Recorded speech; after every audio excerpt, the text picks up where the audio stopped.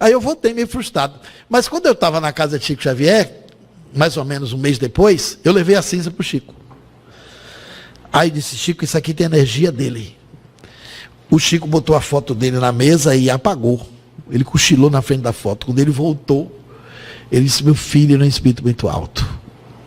É muito elevado para o povo dele. Ele é um ser de muita altura espiritual. Aí eu disse, olha, eu trouxe uma cinza que ele transporta para a mão. E na Índia todo mundo usa. Ele estava meio debilitado, pediu água a Neuza, botou a cinza na água, bebeu logo.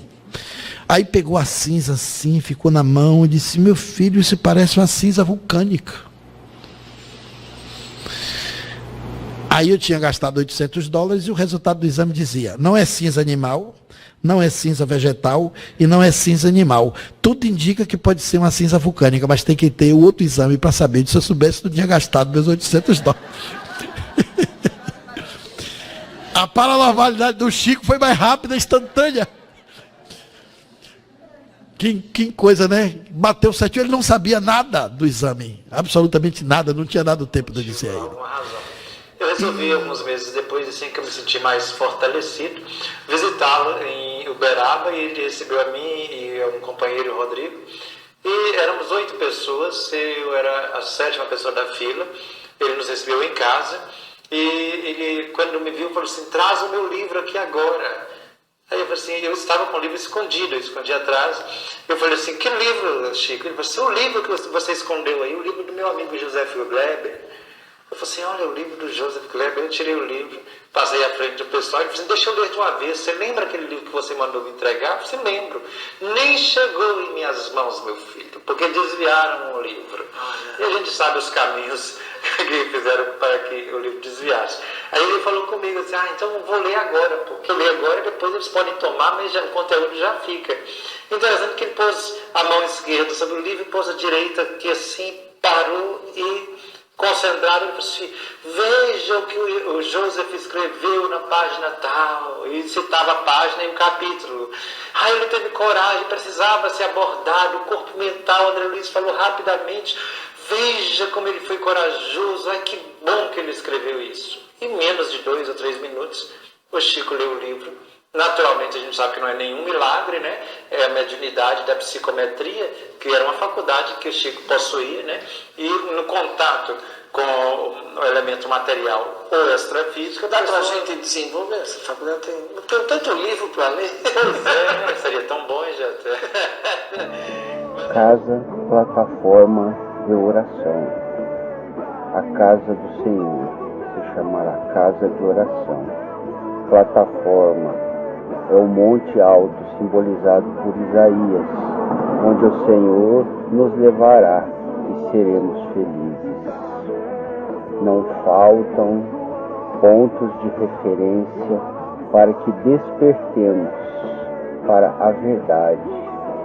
O Rio de Janeiro é a capital espiritual do Brasil e do planeta.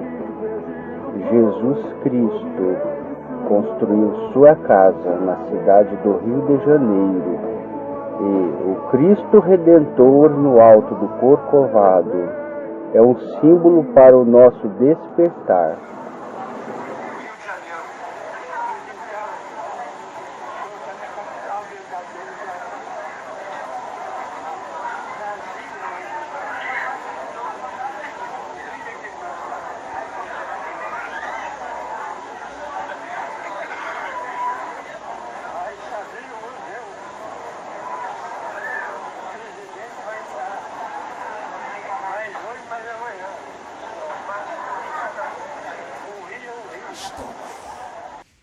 No final da minha última encarnação, eu disse para um homem que veio me fazer uma pergunta que o mistério estava no Rio de Janeiro.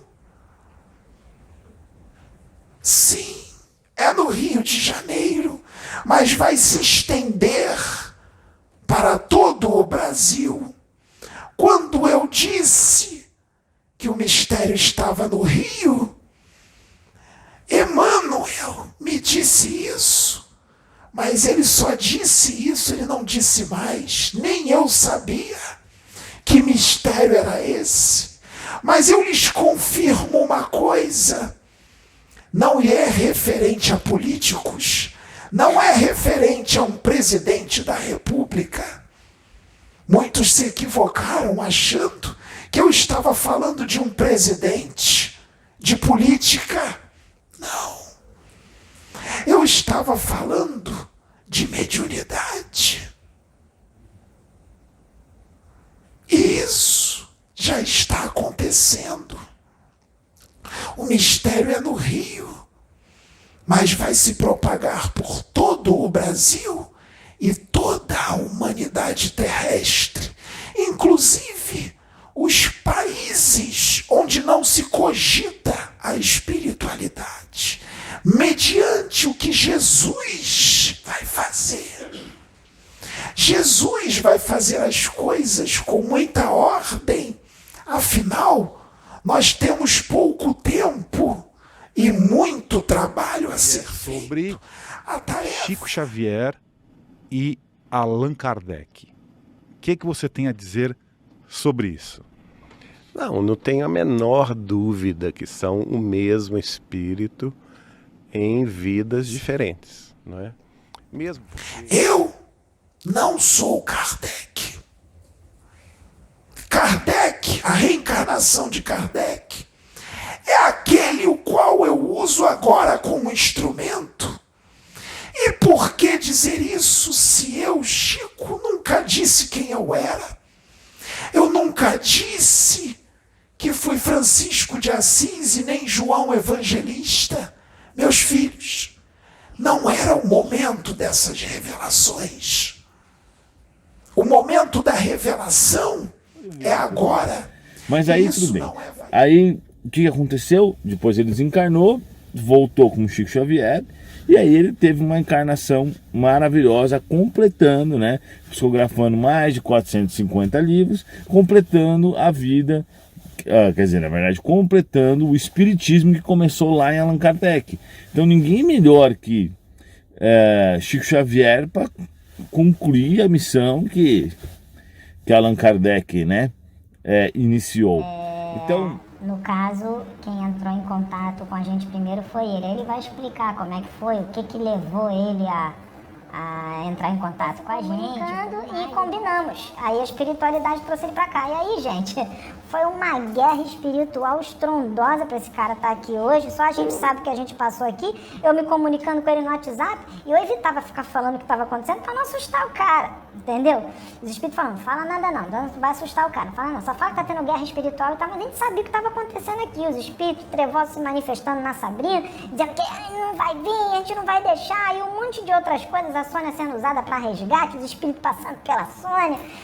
Eu falei, fica tranquilo, isso aí é a luta lá que já perderam. O importante é a gente ficar aqui numa posição moral considerável, com boas intenções, que a luz vai ficar do nosso lado. Nós vamos trocar conteúdos, entendeu? Eu tenho um conhecimento espírita também, porque eu também leio Kardec, porque a nossa vida é muito parecida. Antes de entrar nessa parte espiritual, a gente levou a vida de zoeira, noitada, cachaça, combo, mulherada e tal, não sei o que, noitada, entendeu? Ele foi assim, eu fui assim, e o Sérgio foi assim. Isso daí é porque a gente é espírito ruim? Não, cara, isso é normal. Você está encarnado aqui, você está no esquecimento, entendeu? A espiritualidade mesmo pode ter programado para que fosse dessa forma, porque de repente se a gente fosse colocado no meio espiritual desde cedo, a gente poderia se tornar até aqueles religiosos fanáticos, extremamente moralista, não aceito isso, não aceito aquilo e tal. E o intuito da espiritualidade é uma coisa mais descontraída, não precisa ser essa coisa sisuda. Os espíritos não são assim, eles são descontraídos. Agora você vê o que a espiritualidade está fazendo, em vez de usar aquela galera ortodoxa, toda extremamente moralista, tá usando 2 baladeiros, 2 ex-baladeiros, um surfista que também é baladeiro, né? Que doideira, né? Mas quando eu falo da proximidade, assim, eu falava algumas coisas que chegou a falar da bebida, da noitada, da promiscuidade, aí aquilo mexeu comigo. Me tocou, né? Eu sabia que eu estava errado, mas mesmo assim eu continuava, mas eu sabia que estava errado. Então, por quê? A gente aqui fala de extraterrestre, porque eu tenho contato com extraterrestre desde novinho. Isso é muito bom, nós temos que falar mesmo dos extraterrestres, dos seres de outros mundos. Né? Isso. Tem contato, mas a gente tem que se preocupar com uma coisa agora. Nós não somos do planeta Terra, mas nós estamos aqui. No momento, o planeta Terra é nossa casa. Então, a gente antes...